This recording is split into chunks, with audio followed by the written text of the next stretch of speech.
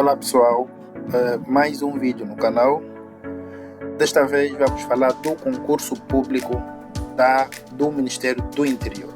Neste vídeo vou mostrar como vocês devem fazer a candidatura. Vou fazer aqui a candidatura e vocês vão ver qual é a forma correta de fazerem a candidatura. Lembrando que ainda tem muitos dias para vocês fazerem, então não tem que se preocupar em correr, né? Em fazer a tua candidatura. Primeiro,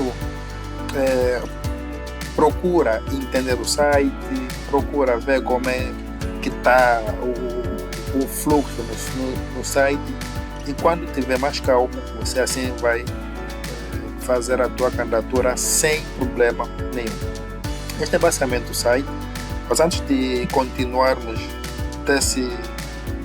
a candidatura, eu quero lhe mostrar, né, os manuais do concurso público que eu tenho, de todas as áreas que está a recrutar.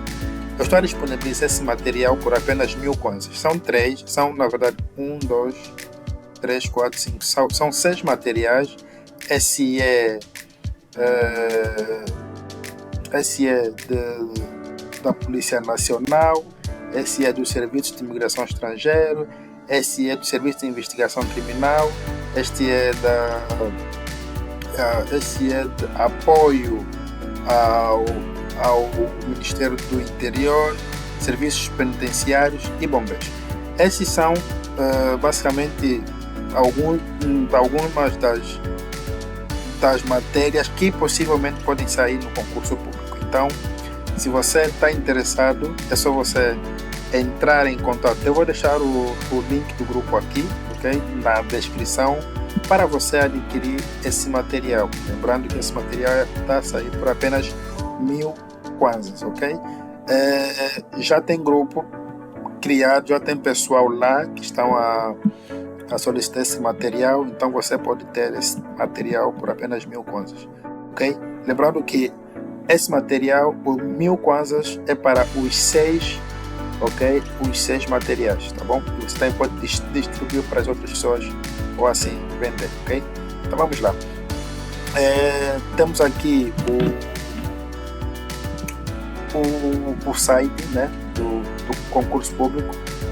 Eu vou fazer a minha candidatura e vocês vão ver como é que eu vou aqui. Eu vou aqui tirar a minha voz, né, e vou voltar apenas no final, para vocês basicamente perceberem qual é a forma correta de fazer a candidatura aqui neste site.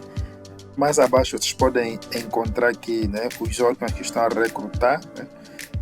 Se você quiser Polícia Nacional, Investigação Criminal, tudo isso vocês vão ver aqui, né, para vocês basicamente saberem.